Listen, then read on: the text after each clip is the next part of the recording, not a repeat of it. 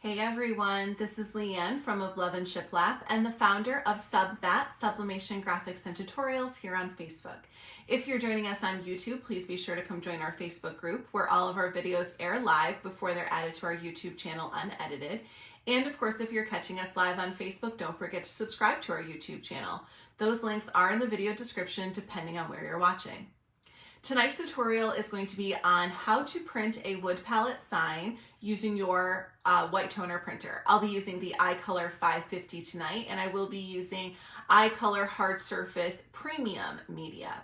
Now, I do know if you saw the content calendar for October, it said that I would be using the iColor Hard Surface Wood and Leather, but if you caught my post last night, I tried to do some test printing with it and it did not go well. It kept jamming into my fuser of my printer and I can't really figure out why. So instead I'm going to use the Hard Surface Premium, which honestly I prefer. The other one was just something I had in my sample pack that I hadn't demoed, so that's the only reason I was even going to use it.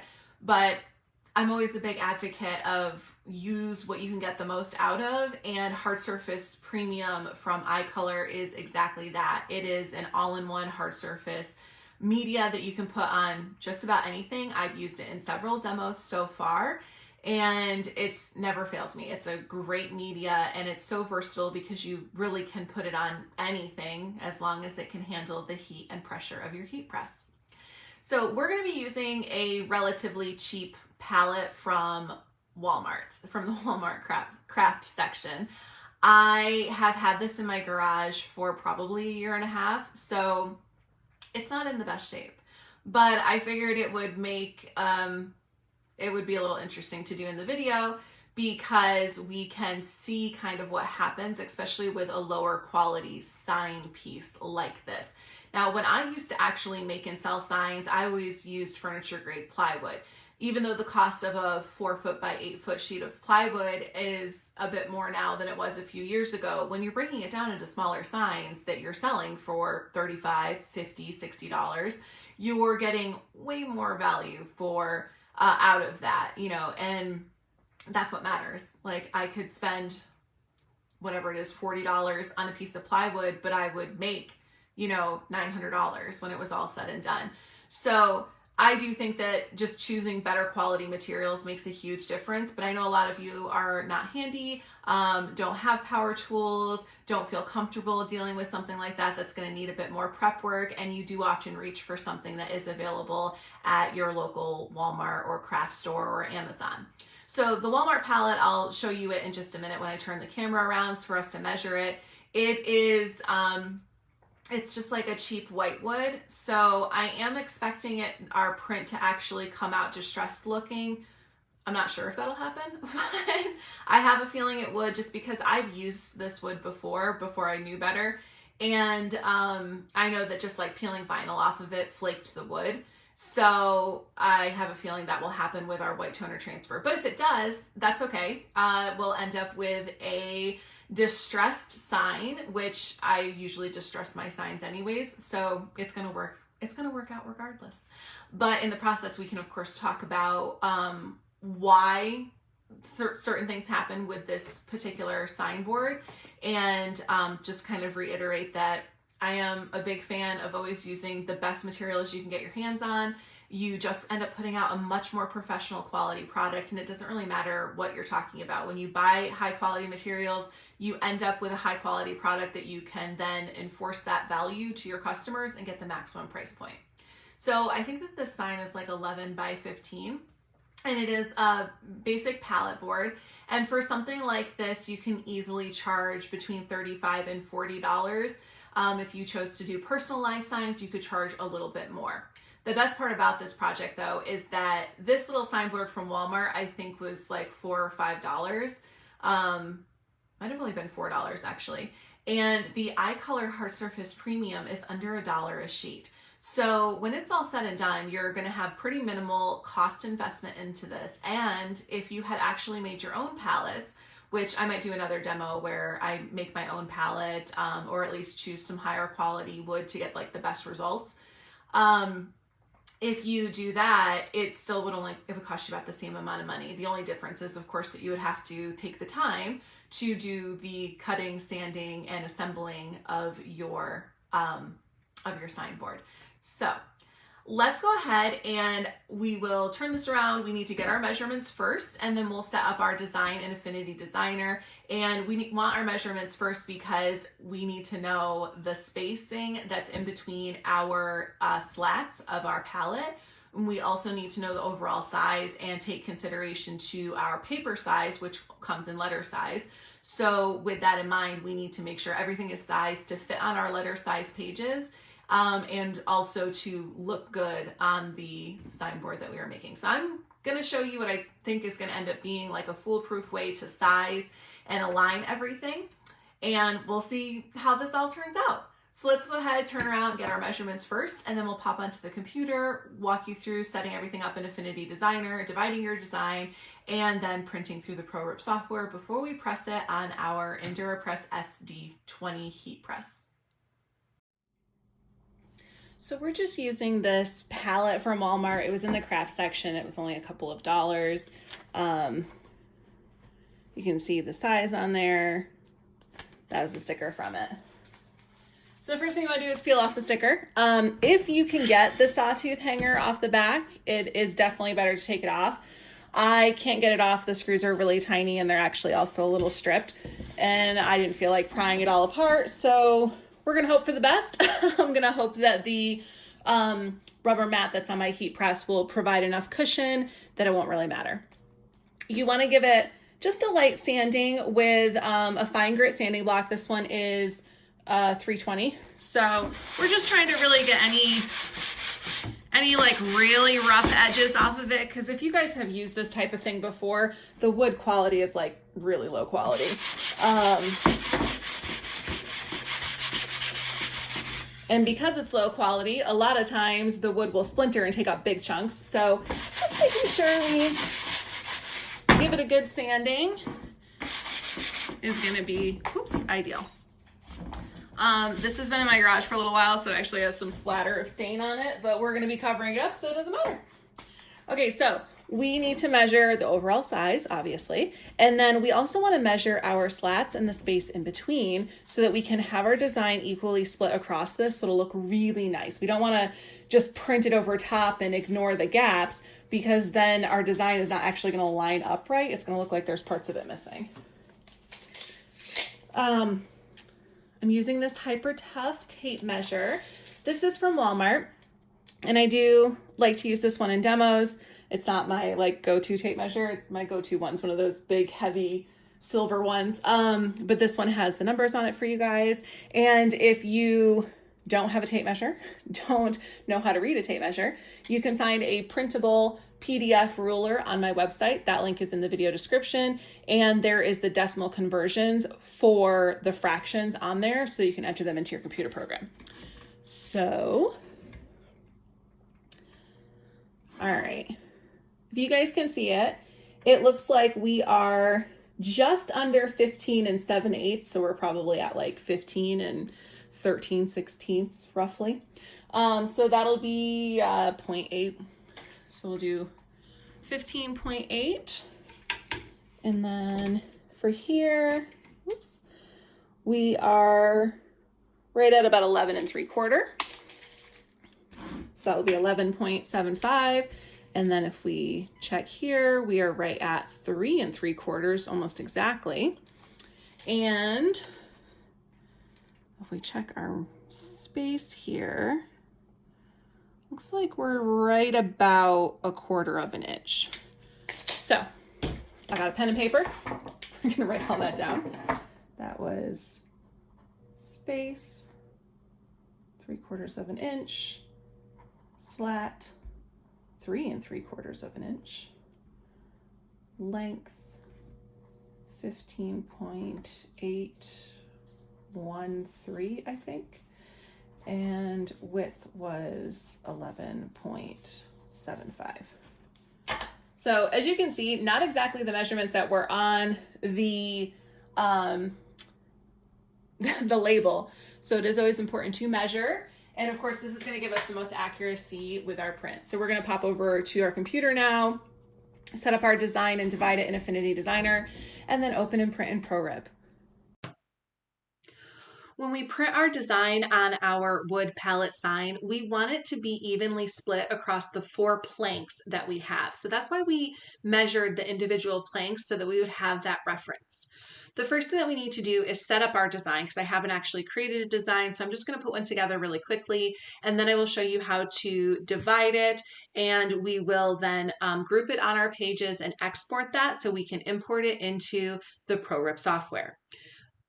We don't want to use the Smart Cut feature with ProRib software for this particular project, because that is going to divide along a line that's going to be jagged, so that, you know, when those pieces would be put together, it would be invisible. This is great for t-shirts and allows you to print an unlimited size, but it's not great for this palette sign project that we are working on. Affinity Designer is very user-friendly, but this particular process that we're about to do, you can do in any true graphic design software. So that would be Adobe Photoshop, Adobe Illustrator, GIMP, Inkscape, Affinity Designer, Affinity Photo, Corel Draw, something along those lines. That's an actual industry standard graphic design software. If you do enjoy watching us work through Affinity Designer tonight, don't forget that you can sign up for our Affinity Designer Digital Graphic Design Masterclass. It is tailored for sublimation graphic design, but it will teach you everything that you need to know about Affinity Designer. It is a 100-hour video course. Learn at your own pace on your own time. And you can use the code SUBTHAT to save $30. And throughout the course, there are fun design challenges to help you flex your skills and chances to win prizes. So let's go ahead and get started. I'm going to select File and New to start a new document. And we will come right over here. I want to change my document units to inches. And our measurement was 15.813 for the width and 11.75 for our height. Now we need to keep our page size in mind as well. So our page is 8.5 by 11, and with those borders, we're basically going to get 10.5 inches, 10 inches. I'm going to go with 10 inches. That way we have kind of like a border space around our design. So I will set this to 10. And then for the width, I'm also going to do about 1.5 inches less. So I'm just going to go with 14. That way it's relatively round. And this will be easy for us to divide into those sections and be able to print on 2 letter size pages of our iColor one-step wood and leather hard surface media. I don't need those margins. Color format is CMYK/8 for white toner printing. And we will, let's change that DPI. And now we will hit create. So because I have an unfinished wood palette and I didn't really have time to like stain this and everything else and paint it, I'm just going to create like a faux background to it. So I'm going to go ahead and select my vector brush tool, and then I will come over here to my color panel, and I want it to be black. Just so you guys can see it, we're going to be filling it with digital paper, so it really doesn't matter what color you make it. And I'm just going to choose one of these brushes here. Let's give this one a try. I do want to double click on that, and where it says corners, I'm going to choose to have it fold. You could choose fold or overlap for this because we're trying to sort of go like in a zigzag across our page. So I don't really want it to pull, because if it pulls, it's going to have these like rounded edges. That's not what I want for this little project here. We're basically creating a faux background, as I said. So I'm going to make this quite a bit bigger. And all that we will do now is just click on our mouse and basically zigzag back and forth.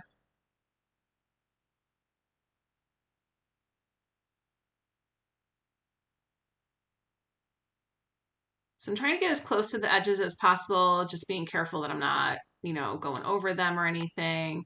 You can always go back in and add some more in. Using vector brush is a little different than using raster-based brushes like you use in the Pixel Persona here or in programs like Photoshop. And you can also do this step with a roster-based brush in the Pixel Persona here in Affinity Designer if that was going to fit what it was that you were trying to create. One of the reasons why I like using vector brushes is because you can edit them after the fact and it's pretty quick and easy. So I'm just going to go all the way out. Like I said, we're basically trying to create the look like this is a background that maybe I would have painted on. And you could choose to buy, they have like different swatchy paint looking backgrounds on Etsy and probably places like Creative Fabrica. And if you buy one of those, they should be in PNG format, and you can follow my video on how to use PNG masks. It's really simple, actually. You follow almost the same steps that we do after we draw this, where you will rasterize it to make it into a pixel layer, and then you will clip in your digital paper that you're going to use. So, get myself all filled in there.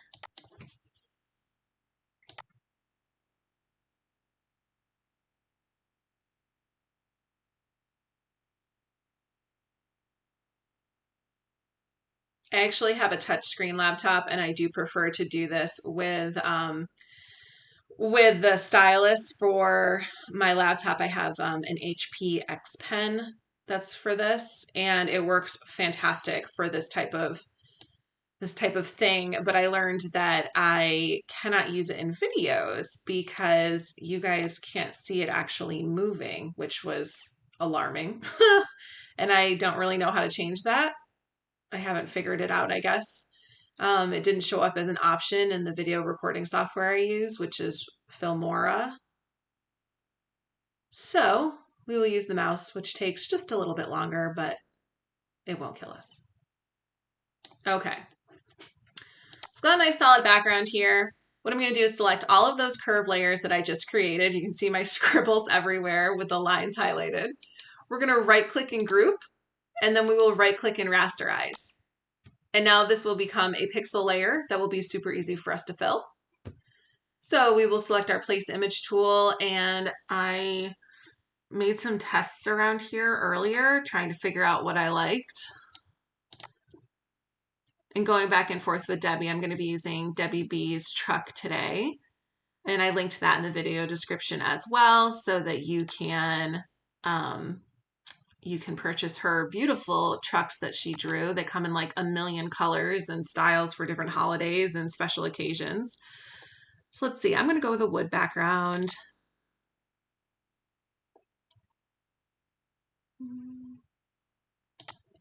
See how this one looks.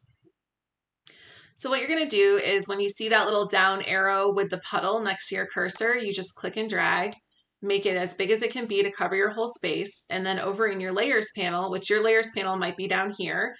If you have a Windows version, you can dock it here, but if you're using a Mac, you cannot dock it, but you can have it floating. So you have that option. But you just drag it into the name. So your cursor should be touching the name of that layer that we just created. And now it is inside of that. Now, I know this is a little hard to see. So what I'm going to do just for visual purposes is I'm going to create this yellow, or it's black, but I'm going to make it yellow. I'm just going to create a box behind it is what I'm saying. And this box is basically just going to be like a soft yellow to represent the wood. And that way also you guys can see this background a little easier since it is white and it's a little hard to see. So let's go ahead and import our clip art truck. So I'm going to do that by selecting my place image tool and heading over to my downloads and selecting that. And once again, you just click and drag when you see that puddle. I'm going to size it nice in here. It doesn't necessarily have to be within the boundary that I've created. Because again, that's just supposed to give us that look of a background. But I do want to get it sized as big as I can, basically. Because remember, we're going to have an additional half inch, a little over a half an inch all the way around this. So we don't want to waste any space.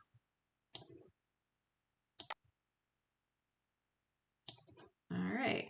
Let's make sure my truck is centered by hitting that Align Center tool. And I'll move it up just a little bit. Because I'm going to add some text down here. I fussed around with phrases earlier and just decided to do "'Tis the Season." And I can't fuss around with fonts on a live video because, you know, if you've ever done like graphic design work, trying to pick a font, it takes forever. I actually did spend a few hours and then just settled on this one. And I do say settled. I probably could have spent hours more trying to determine what font I wanted to use tonight. So I'm going to move my truck up just a little bit. I'm just doing that with the arrow key on my keyboard. There we go. And my text looks great. I just want to make it, I think just like a nice red would look really good. We can do that. We can add a little bit of a stroke as well. So let me grab my open circle there, select the swatch that's for the color I just used, and then come down here to my stroke panel and just add a little bit of weight to that. Not much, just a little. And I think the only other thing I want to do is maybe just brighten up this truck just a hair. So I'm going to click on my truck layer and then come here to the adjustments panel and select that brightness. And I'm actually going to bring the brightness down a few notches and then increase the contrast a few notches. And then I will come back to it again and select vibrance. And we'll knock that up just about 30%. And we'll increase our saturation about 10%. And this is just going to help us get better color output. I do think I might just make this 3D. Let's see how it looks if I make it 3D. So I just did that through the effects panel, which again, these three panels here would probably be down here if you haven't modified your interface. Mine is, of course, set to how I would like to work in it.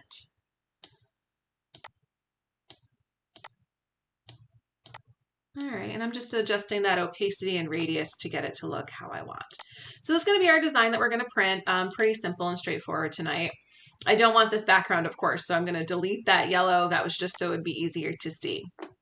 I am going to export my whole page, and then we will open up the page that our print is going to be, which this is letter size paper. So we will do File, Export. We're going to export our whole graphic here. I'm just going to replace the one that I already did.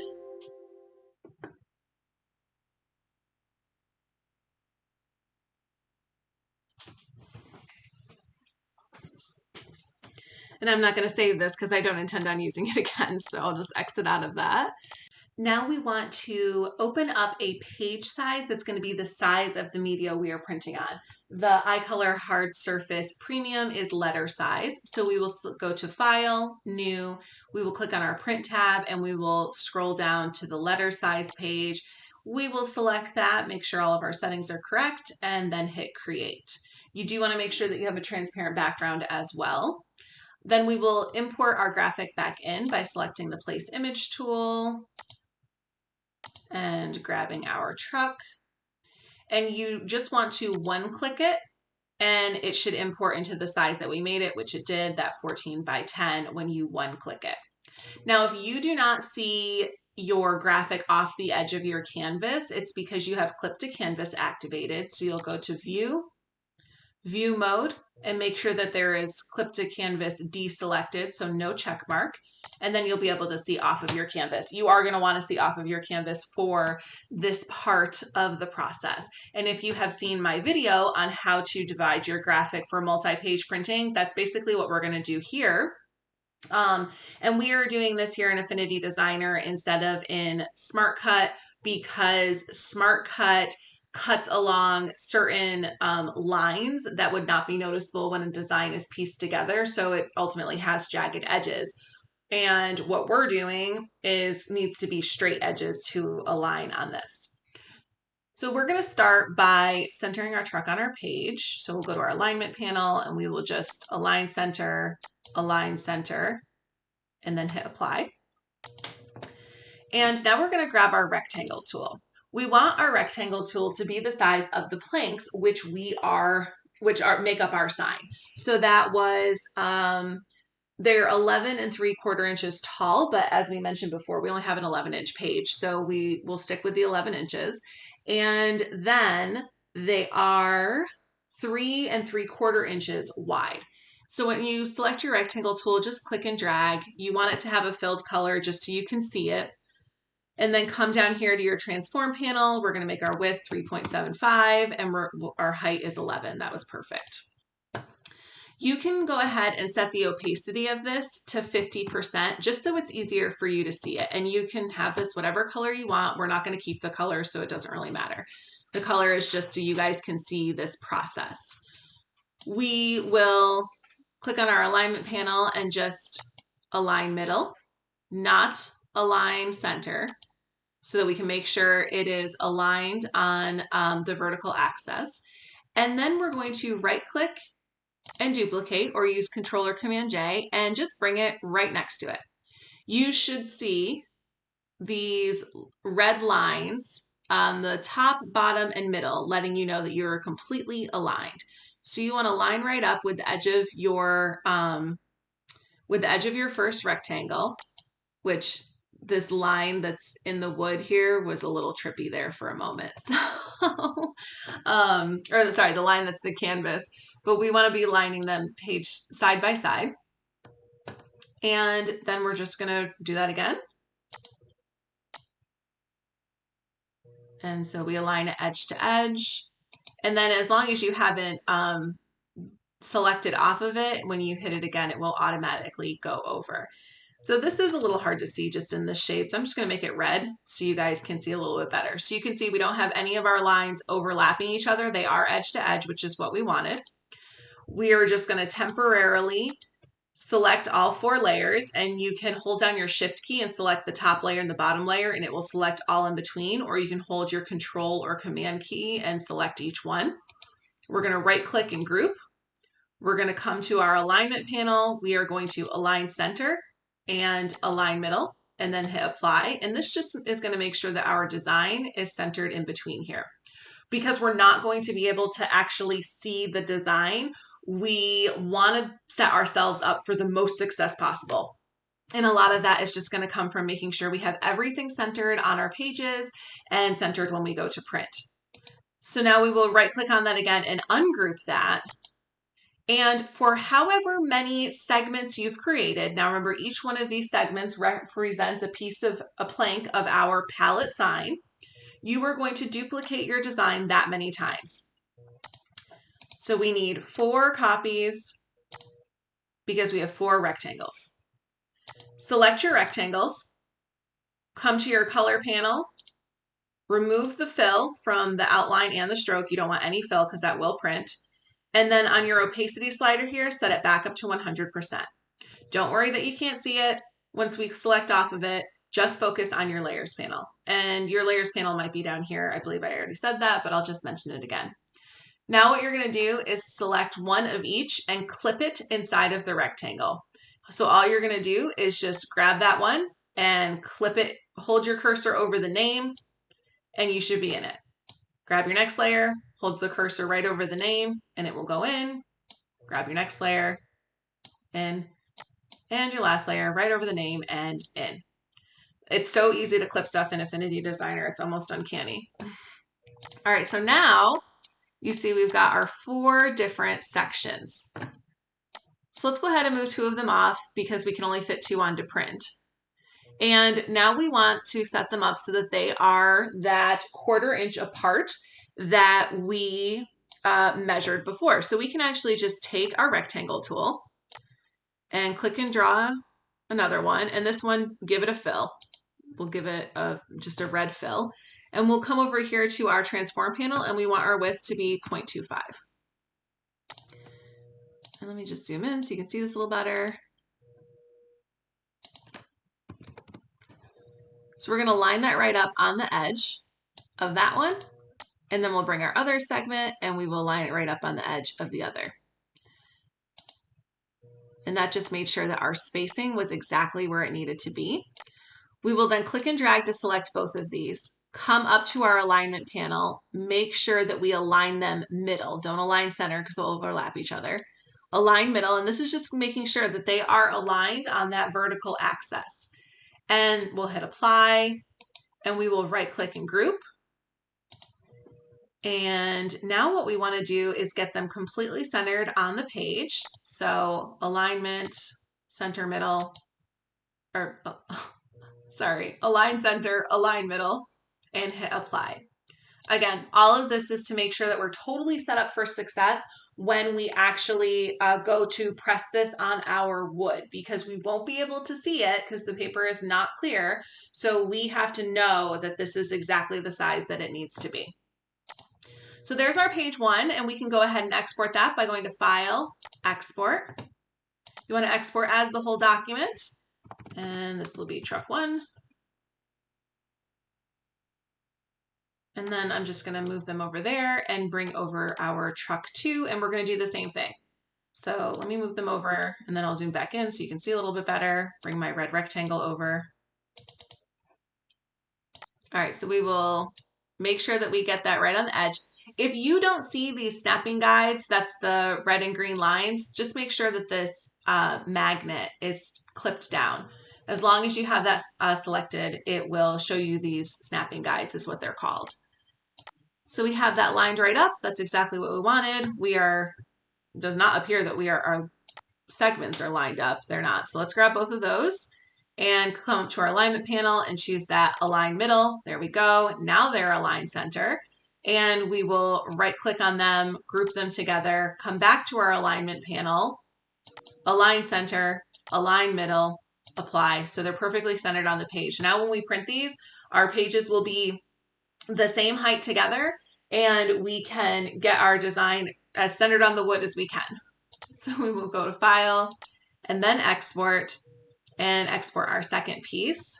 This is truck 2, and we will hit save. So I'll go ahead and put this down and open up my ProRib software. The very first thing that you always do in your ProRib software is select the cue that you're going to be printing through. If you're not sure what cue you should be using, it is stated on all of the media instructions. If for some reason you lost your instructions or you're not sure if your instructions are up to date, you will go to iColorprint.com, click on the support tab, and you will see an option to find the transfer instructions, and you can find all of them listed there. I typically print them out if I haven't printed something in a while. I actually did that before today's demo, just so I would have the most up-to-date instructions available to me, especially because I did buy my hard surface premium a year ago. And in the course of a year, they may have updated the ProRib software. So just making sure you have those up-to-date instructions will give you the best chance at success. After you've selected your cue, the next step is to choose the paper media which you are using. And you choose that from the drop-down menu here. We are using the hard surface premium tonight. I did actually plan on using the wood and leather, but if you guys saw my post, my test runs with it yesterday did not go well. So that one is out. I think it's just because the media I've had it since I got the printer, so it's like 2 years old now. So we'll go ahead with the hard surface premium instead. And I actually do prefer the hard surface premium because it's so versatile. I believe it's 75 cents a sheet maybe, and it comes in a pack of 100. It's under $1. It might be a little more than 75 cents. I haven't actually looked lately, but it is under $1. It can be used on any hard surface, coffee mugs, Scotch glasses. I've done it on faux leather keychains. What else have I done? I did a mini sign with it last year at Christmas. I did an aluminum sideboard. I did glass coasters in a demo.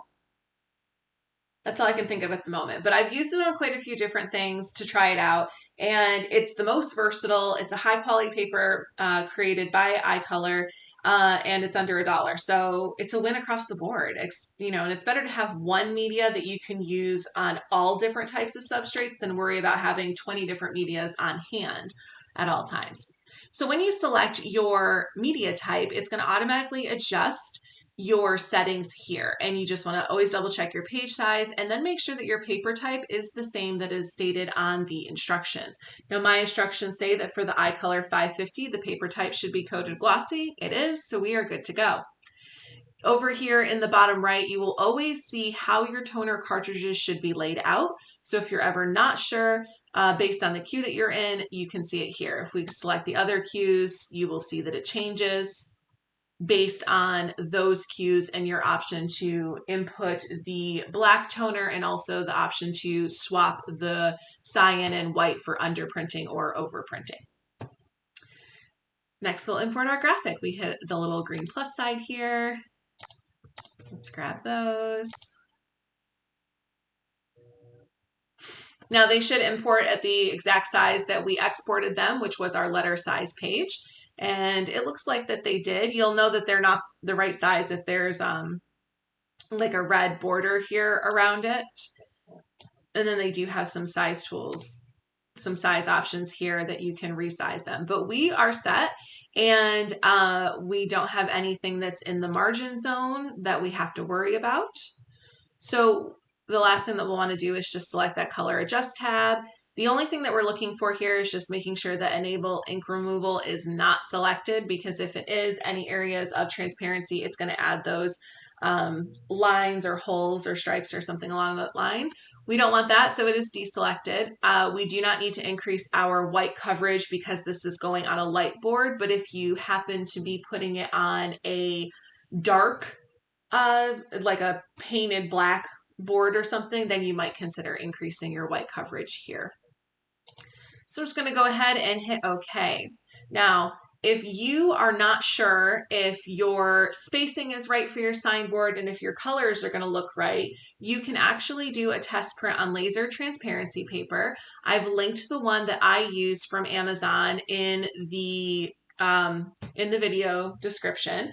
And that is just a great little alternative so that you don't waste your media and you can get a good visual.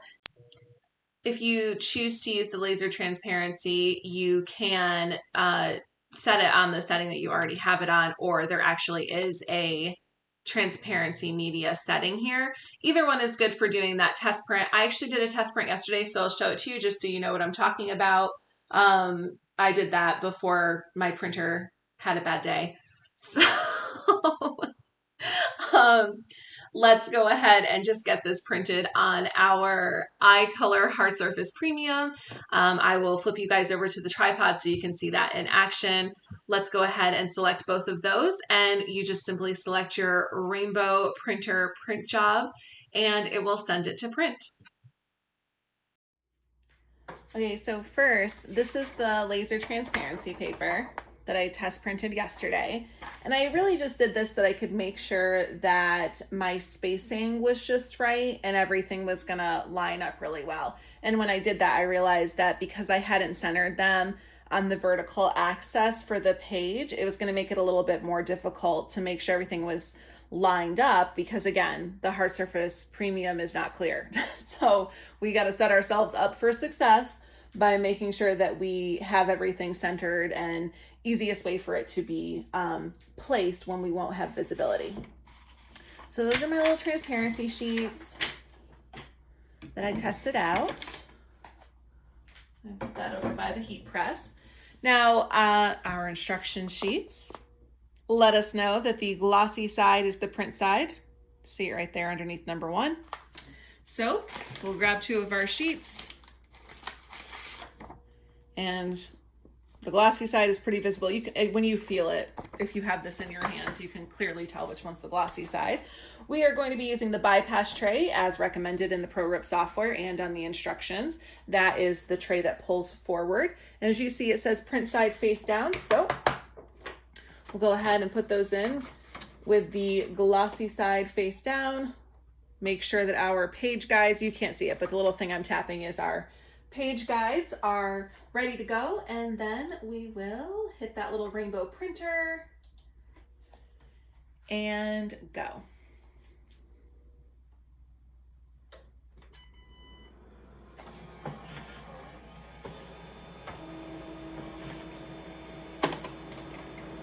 It does go pretty quickly. It takes a minute to warm up, and it warms up and rolls the design onto the little roller thing that's in there, and then pulls the paper through and fuses it on top of it.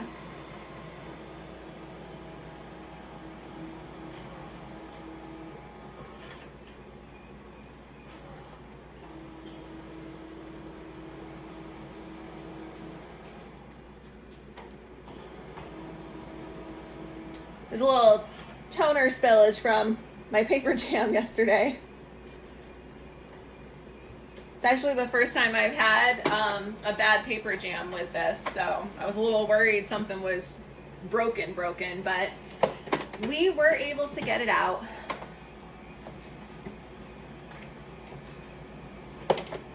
Oh. There's our first print. And there's our second one. See, the hard surface premium never fails me. It's a good one. All right, I'm gonna close that so it's out of the way. And next thing that we wanna do is actually trim our paper so that we have the nice edge there in the center to line up on our wood. This is gonna be one of our tricks to making sure we get this hopefully right on the first try. All right. Don't mind my overstock of unpacked supplies. I'm running out of room in my office. Okay, so we have both of our designs here, and we're gonna cut it right along that edge that's there. This one does curl a little bit when it's printed. It's not really a big deal, but we want to cut it right on this edge because then we can line it up on our plank on that edge. So we're making sure that we cut the middle one. I always like to just use my nail to kind of hold it along the edge there so I can make sure. Oh, I was still a little off. My goal is to always make sure I'm as close to it as possible. So we have just a tiny hair. Also, I'm not convinced that this particular paper cutter cuts straight, but that's a different story. All right, I'm going to trim that with scissors because it doesn't seem to want to cut properly.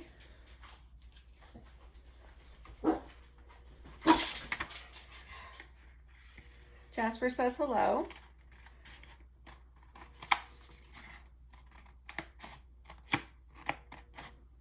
I'm cutting right along this edge.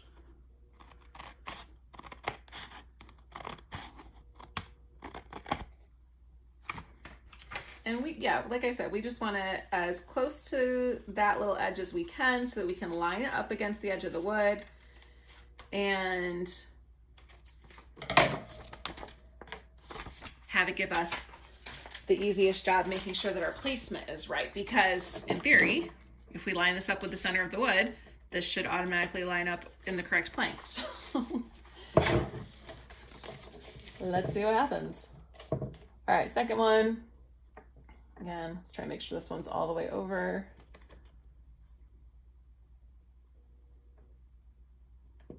Okay. That went much better. Not quite as close as I was hoping, so I am going to trim it just a little bit.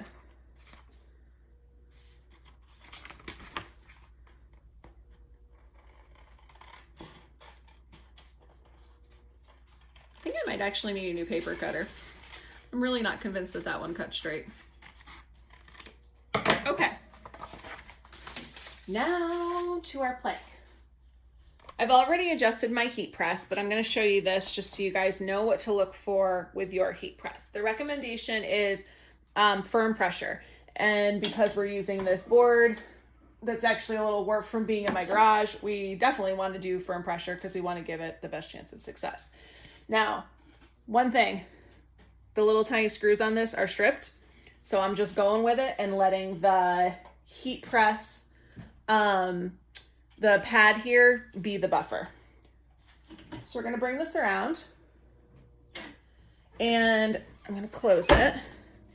And now what you guys want to be looking for, I'm gonna have to lower you so you can see this. Anytime you have an object like this, what you want to look for is that your heat press is actually evenly touching, the top part of it is evenly touching your substrate. And you want to look on the sides, you want to look in the front, both sides, don't just assume one side. You want to make sure that you are getting as even pressure as possible, because if not, you need to increase your pressure. Something like this only works if you have maximum pressure and even pressure. So you do need to make sure that you look for that anytime you're doing something like this. So let's get that off of there so we can get our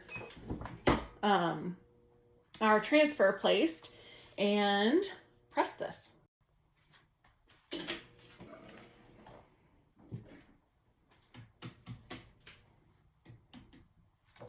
It's not too bad. Oops.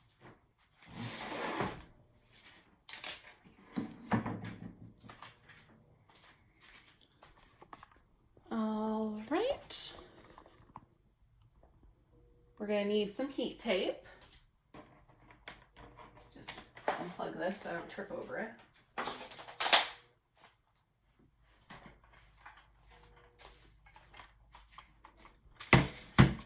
Okay, so because we made sure everything was centered, we can see our design a little bit, and we will just focus on getting it lined up to the center edges here, and also just try and see as much as we can through the paper. I don't know if you guys can see as great through the video. I mean, I think you can kind of see where it says season. If I bring this light over, maybe a little bit better. So we are aiming to just try and have this as centered as possible. So because we centered our design vertically as well, we can basically look for the same even amount of space at the top and bottom. And then I think that's about right. We'll take, and we have this lined up against this edge here. Go ahead and stick a couple pieces of heat tape there.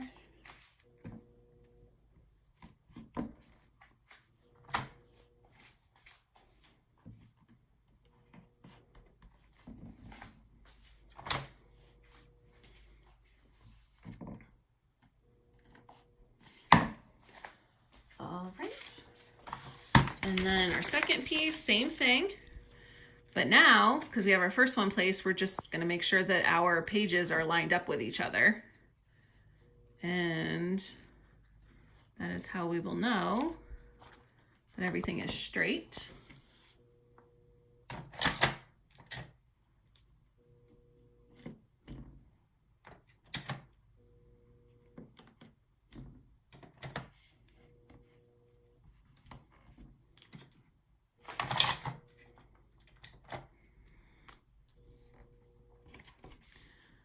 Now, I think I actually just need to nudge this over just a little bit.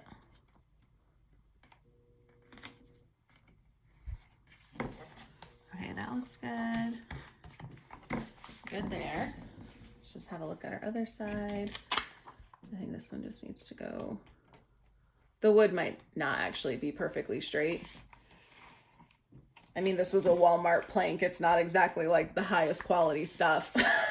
So, okay, so let's go ahead and get this up on our heat press here.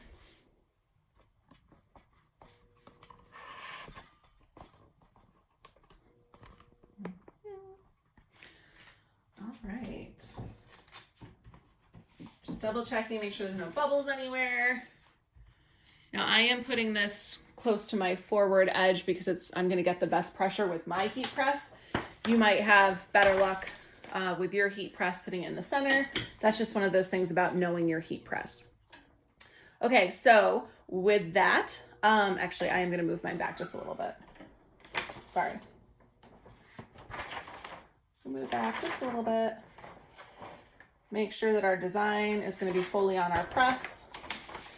Add our cover sheet. I'm using the iColor coated craft paper here, and pull it on down according to the matrix that's on the instructions. we want 300 degrees for 60 seconds with an immediate peel as soon as it is done.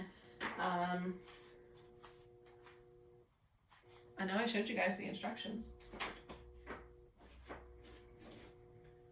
Well, I seem to have misplaced them, but there's a rubric on the instructions that does actually tell you what, here we go. There's a rubric on the instructions that tells you exactly the time, temp, and pressure, and additional instructions depending on what type of substrate you are using. So you can see right there for wood, it says 300 degrees, 60 seconds, high pressure, peel hot, and if you don't want to have any weird lines, you can make your print larger than your substrate. So this is about to be ready. Let me grab my heat gloves because it will probably be hot.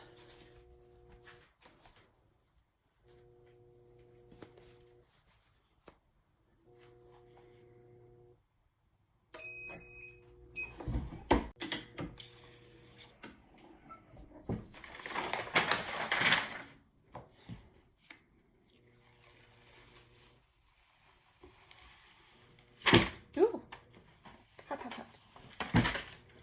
All right.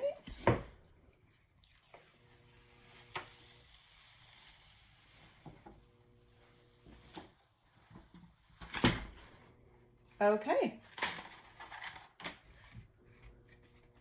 So here's our sign. Let me put it over here so you can get a little better view of this.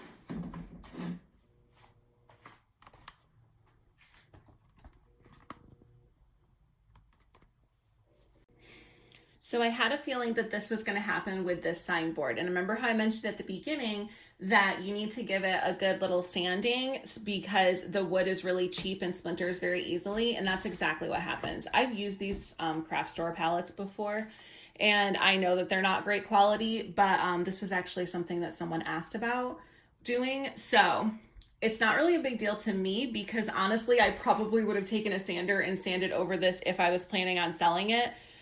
To distress it anyways, because that rustic, distressed, aged look is very in for farmhouse decor. But for a different type of sign, I would use higher quality wood, probably something like pre-sanded plywood, and I can certainly do a tutorial on that idea. But to me, this is still a win. And this gives us an opportunity to just highlight why some of these things happen. So main thing, this is cheap quality wood. It splinters, it attaches to that toner and splinters as we're peeling it up. That's just part of the process. Unfortunately, when you use low quality wood, I advocate all the time in our group to use the best materials because you get the best results, right? If this was me selling these, I would make my own palette and use, really good, well-sanded pine. And then also, I did mention that this has been in my garage for a hot minute. So as you can see, it's actually warped a little bit, which again, not a big deal, but these are the kinds of things that you do want to watch out for if you are someone who wanted this to be like totally perfect. Either way, our placement is great. We still got good transfer other than, the wood splitting, which again, I had a feeling it was going to happen. So it's not really the end of the world to me. And just like that, our sign is ready to go. So if you want to make sure that you have completely solid print, just make sure you use good quality wood. I usually use furniture grade pine for all of my signs when I used to make signs. And the only thing is that you don't want to get anything that is like 3/4 of an inch thick if your heat press cannot accommodate that. You can also buy signboards now at Hobby Lobby, and you can take the frame off, use the board, and then put the frame back on if you do something framed. And if you want to do palettes like this, I actually still used to do my palettes with plywood. And if we actually look at this, you can see that this is actually made from plywood as well. It looks like it's what? 1/4 of an inch?